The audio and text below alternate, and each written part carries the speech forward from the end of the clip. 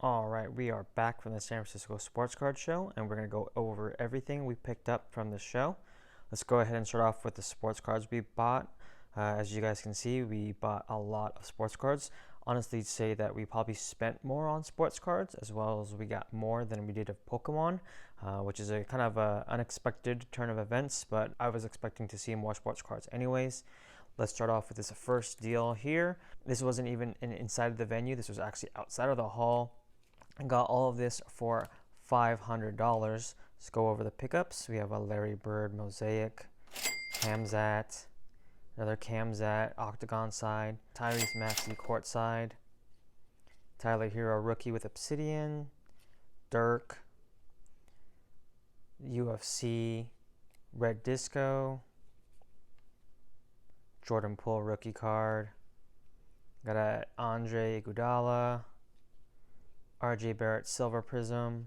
And then we picked up some slabs. We got the Zion PSA 9, Zion Williamson PSA 9, got a Kobe Red, White, and Blue Prism.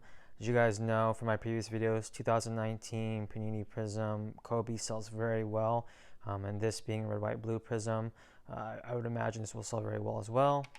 And then we got some of the two Ja Morants, both in PSA 10 and in green mosaic. There are also 3 cards of Justin Herbert.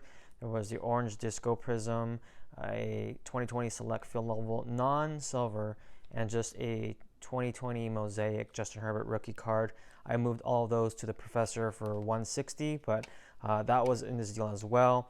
This whole deal, like I said, was for $500. Honestly, without even stepping inside the venue, that was an unexpected amount of money to be spending before even stepping into the venue. So, but I think overall this was a really good deal, and I think we can probably make some money on this deal. Moving on to some UFC, got some Sean O'Malley, both in the silver prism and just the base card.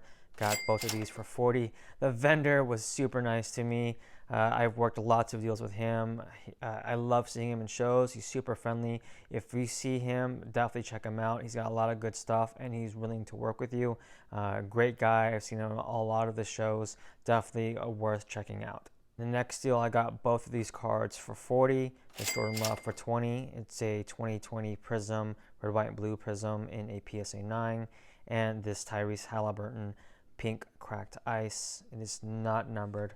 I got both of these for $40. Was able to pick up some more LaMelo Ball. Both of these are in Prism and in PSA 9. This was a pretty good deal. I got both of these cards for a nice price of $180. Can't really beat that. I wanted to pay $80 for this and ended up paying $100 for this.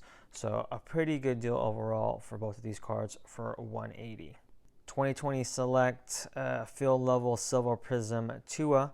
Got this for $60. Really happy that the vendor had some room on this card. Picked up some hockey. I know Alexis Lafreniere is pretty popular. I've sold a couple of his slabs before. This in a canvas print in a PSA 10. For some reason, the vendor and I both agree that the canvas prints don't sell as well. But given the fact that this is a PSA 10 and it is of Alexis, I really can't complain at this price being $100. I'm pretty sure there's pretty decent margins to be made there. It might take a while to sell, but I definitely think that this will sell. And I got this at a really good price. Got a couple of LaMelo balls here. I picked up this LaMelo courtside for 2020 Select. I wanted to pay $15. I've dealt with this vendor before. He's seen me at the Collected show, and he will be at the Collected the next time I probably see him. And he threw in this LaMelo Ball NBA Hoops. I got both of these cards for $15. Speaking of the card professor, I tried to make a deal with him earlier with a silver LaMelo Ball Prism. Didn't quite work out. We ended up making instead of doing a trade, I ended up selling those Justin Herberts. But he threw in these LaMelo Balls because he knows I love LaMelo Ball. Got a 2020 Mosaic and a LaMelo Ball 2020 Select Cracked Ice. Really appreciate the card professor. In fact, I ended up making a deal with him later on when I sold him another card, which we can go over later. But these complimentary on behalf of the card professor, much appreciated as always. Ant-Man sells very well, and especially at really good prices. This Ant-Man I got for $30. I had told the vendor that I wanted to pay $25, and he said, can you do $30? I was pretty firm at 25 because of my margins, so I ended up walking away. But as I walked away, I came back and I was like, you know what, I'm probably going to regret that, so I picked it up for $30. Some more Tua slabs. These are in PSA 10, the 2020 Panini Mosaic. I got all three of these for $50, so a $5 discount on two of these, and I paid full price for one of them. I think there are margins to be made, especially with football season coming up. Hopefully Tua will perform, and if so, I can make some decent margins on these Tuas. I think with a rookie card in PSA 10 at a really cheap price, I think you really can't go wrong, especially in a PSA 10. Picked up some soccer. I'm not quite sure if this was a really good buy or not. Please let me know in the comments. 2018 Panini Prism World Cup Neymar Jr. in a red mosaic prism in the PSA 10. There are no recent comps of this, but there are a couple that are selling for really high. Ended up getting this for $80, and he was pretty firm on it.